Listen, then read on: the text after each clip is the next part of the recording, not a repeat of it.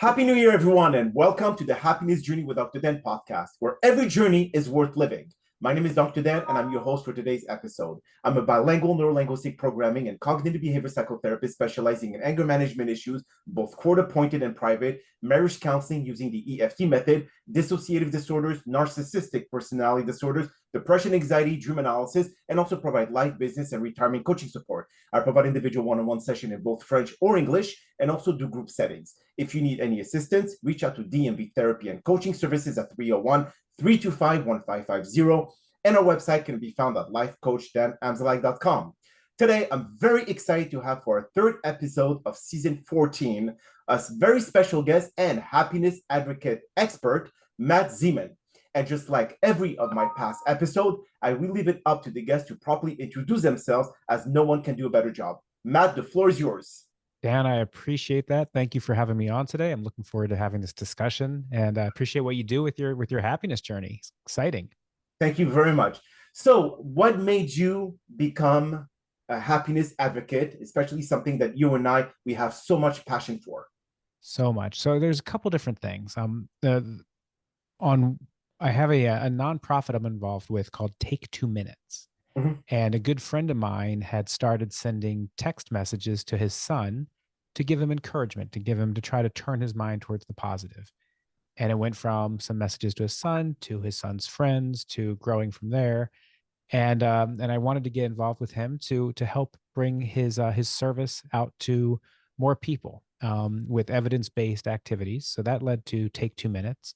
And then on the psychedelic front, I had a personal experience with psychedelic medicine about 4 years ago that completely changed my worldview. And I realized that this is an incredibly powerful technology that can be used to disrupt negative patterns and behaviors and help people act as a catalyst towards happiness. Doesn't do the work for you, but it can help get you in the right direction. So for me, it was a huge change. And I ended up going back to school and getting a master's in psychology and neuroscience after that, and just found it to be incredible. So I love this happiness journey that you're on, that I'm on, and hopefully we're all on. Absolutely. And thank you again so much for being on the show. I think your vision and my vision actually helps people be able to find at least an ounce of happiness, especially in this very difficult world that we live in. So tell me a little bit more about the psychedelic approach that you're having in this, because people will think that is it like medication that's just going to bring you to cloud nine, or what is it exactly? So there's a number of different psychedelic medicines that are out there. So let's start with the one that's legal for all of us here in the United Okay. States, which is ketamine. Okay. So ketamine is legal in all 50 states. It's approved by the FDA. It is not approved by the FDA for mental health, but it is widely used for that. So if you go to your doctor, psychiatrist, and say, I would like to try ketamine, you can have a doctor prescribe that for you. Mhm. What happens with ketamine, like all the other classic psychedelics, is it helps detach the you from you. And you can look at things without shame, blame, or guilt, or without that inner narrator telling you that, oh, you are bad or you did something wrong. Um, it, yeah, so it quiets down your default mode network. It creates what's new neuron or connections that you might not have had connected for quite a while. As we get older, we all kind of get into repetitive thought patterns, and behind the scenes, our neurons are doing the same thing. So a psychedelic experience, including ketamine, can disrupt that. There can be a spiritual component. Many people who use a psychedelic medicine will say they connected to a higher power, whatever that means to them, and that in itself can be a great source of relief, and the idea that they are maybe not alone in this world might be new for some people. So that's also a powerful way that the psychedelic works. So on the legal side, we have ketamine, and then on the not yet legal here in the United States, we have MDMA and psilocybin. And both are in phase 3 trials right now, showing incredible promise for all sorts of things around depression, anxiety, eating disorders, OCD, substance use. I expect MDMA to be legal here within the next 2 years, and psilocybin within a year or two after. Wow. So is it what they've been doing with CBD?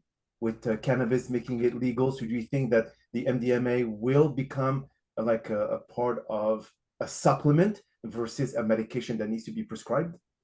No, I don't think that. So CBD and the cannabis movement had kind of two different branches. They had a recreational branch and a medicinal branch. MDMA is really hyper focused on the medicinal side. So they've been doing the phase 3 trials have all been with veterans and or people with post traumatic stress disorder, treatment resistant post traumatic stress disorder. So think about veterans, first responders, victims of sexual assault.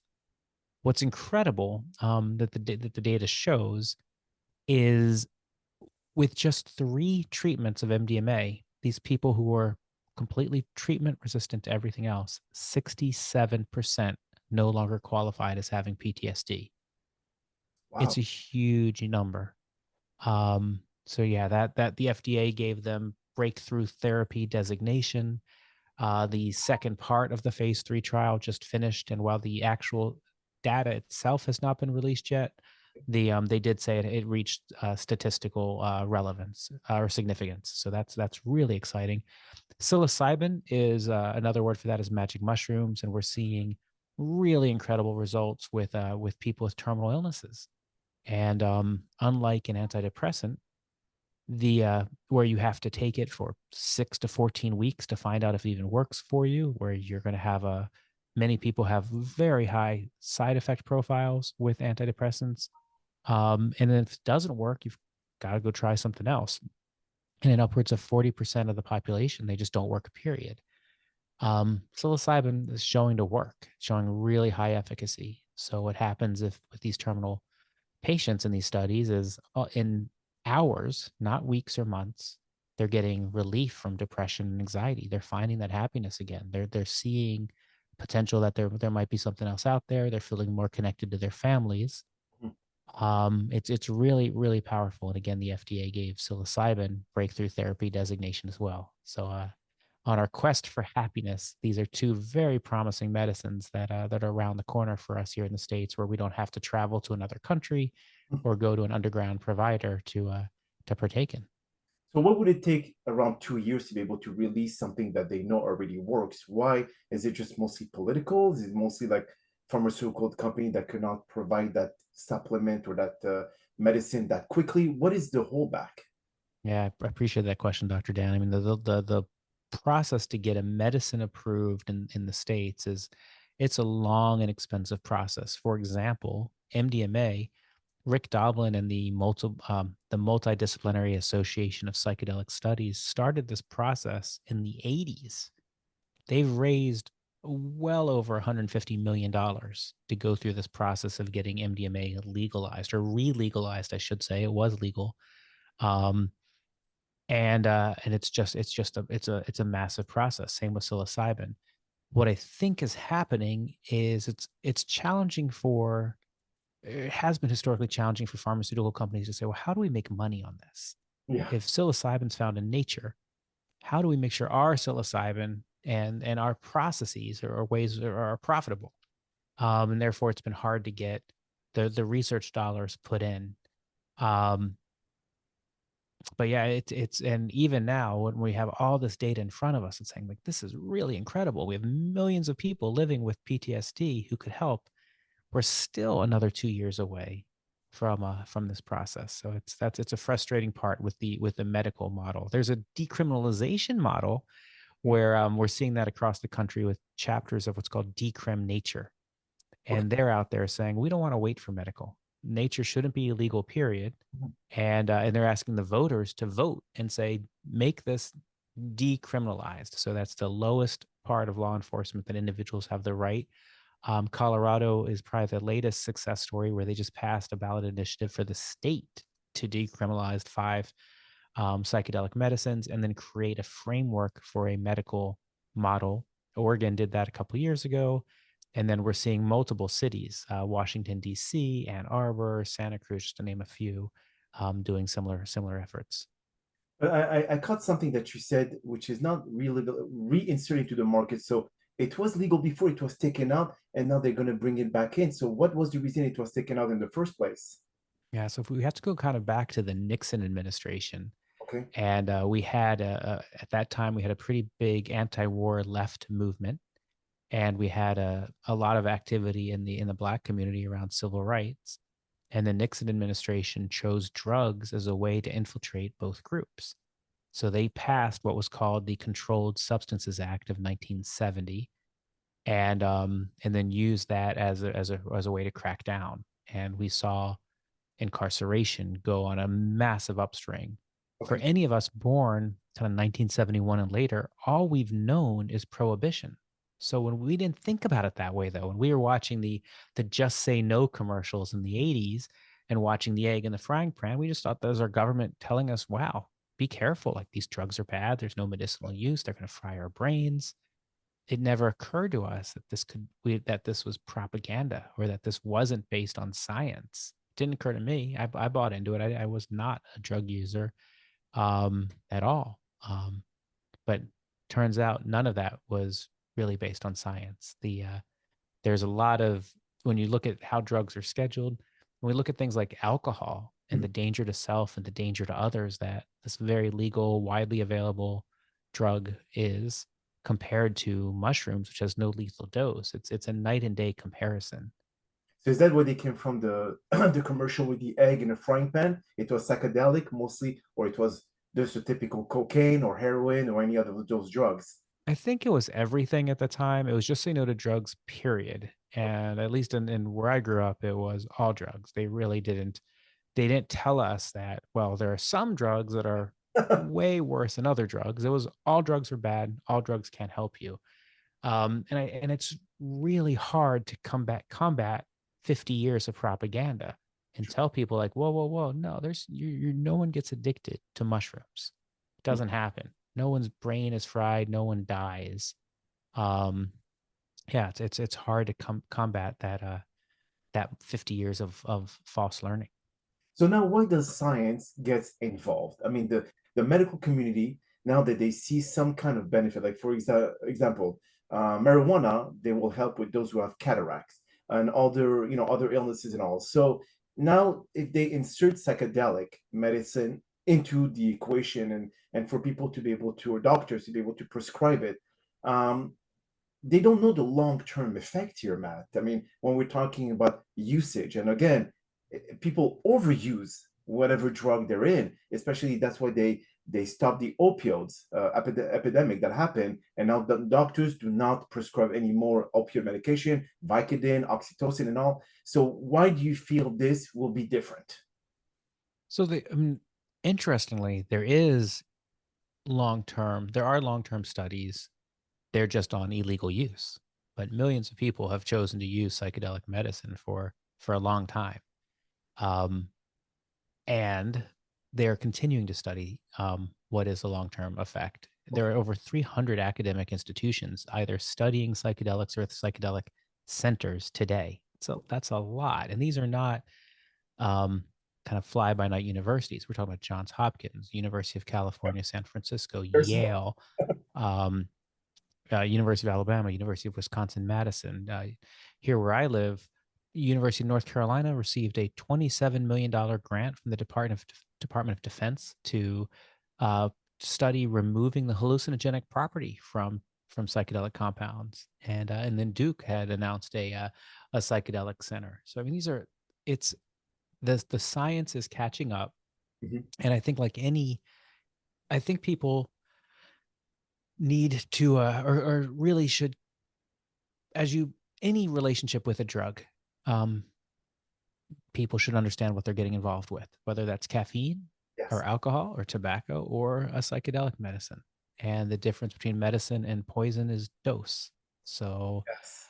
knowing where are you getting your medicine, what are you actually taking, how much of it are you taking, at what frequency are you taking, those same questions are asked with psychedelics as they are with any other medicine.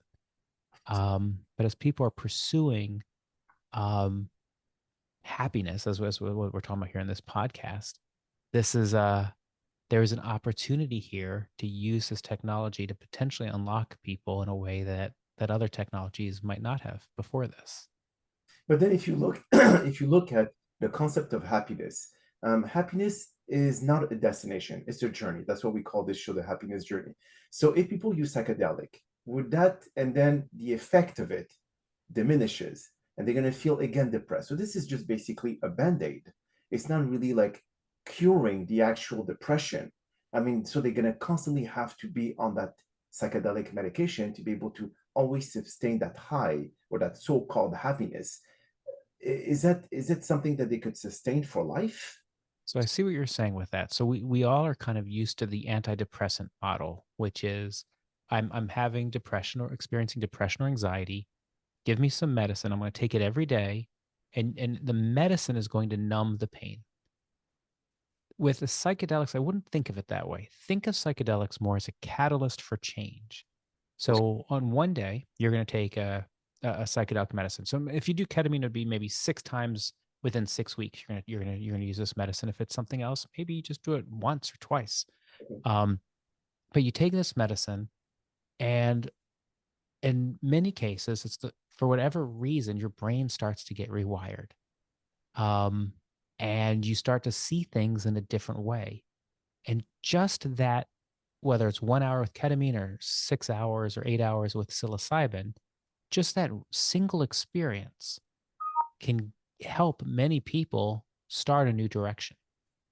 And that new direction can be what we call integration work. So it can be everything from meditation or mindfulness practices to journaling, about gratitude practices, loving kindness practices, all sorts of different things that they can do to continue to reinforce the lessons that they saw with that moment of the psychedelic medicine. But the psychedelic medicine is, I would not think of it as a cure or cure all.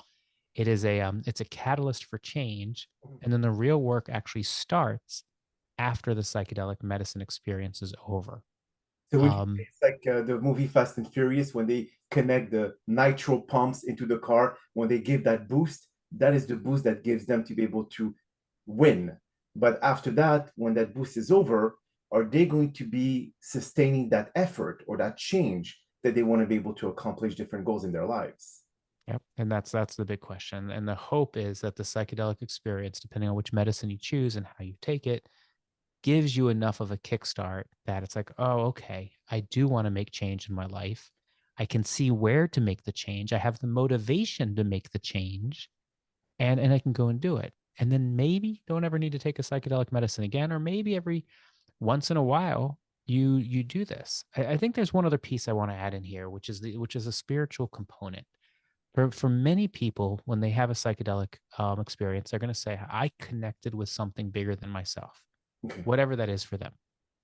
Um, that is also a reason people continue at some point with psychedelics. So for them, it's a sacrament. It's communing with this higher power.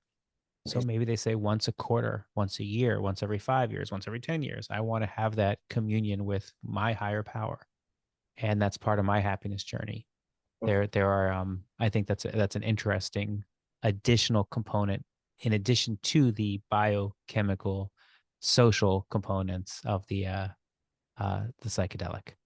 So, for example, if those were actually dealing with ADHD and they have to take Adderall, or those with depression that have to use Wellbutrin and all, so this is something that is not consistent. They just have to, with the moment that they feel like they are lost in their lives for some reason or another, they will use a psychedelic medication to be able to give them this enlightenment or, I mean, I don't know, just like open their eyes or this awakening moment.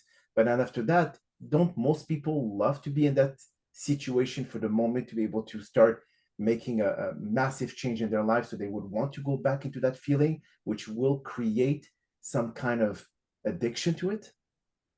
What the research shows with both animals and humans is that most psychedelics are actually anti-addictive. So people who take a psilocybin or ayahuasca, a high dose of psilocybin or ayahuasca, they're not rushing to go back to that medicine. They're going to continue to hit the food button versus the drug button. Okay. Um, there are some medicines that do have addictive tendencies in recreational use. So, for example, ketamine, again, our only legal option here in America, both in animal studies and then humans in recreational use have been known to become addicted to ketamine. So if you're hearing this and it's like, oh, I've heard ketamine's good for my brain, I heard ketamine's good for my depression or anxiety, and then you're at a party and someone's offers you ketamine, that's a dangerous way to experience that medicine. In clinical use under a doctor's care, um, where they're controlling the source of the medicine, they're controlling the dose of the medicine, they're controlling the route of administration, meaning whether it's an IV or a shot, or whether it's a lozenge or a nasal spray, and they're controlling the frequency. There hasn't been addiction in clinical use. So again, I think any medicine can be abused. The goal is to have a process to have as least likelihood of abuse as possible. And I think the clinics and the telehealth providers doing working with ketamine today, for the most part, they have good guardrails put in. And then for those who are going to the um, ceremonial uh, ceremonial ways of ingesting psychedelics, whether that's underground here in the States or it's legal in another country. Um, Again, it's typically not something people want to rush back and do a second or third time right away. And I don't think anyone would say, if I'm doing something every 3 months or every 6 months or every year or every 5 years, that's really an addiction or a substance use challenge. Yeah, These are, right. yeah, for the most part, people who are paying their taxes, living their lives, having their family life, doing their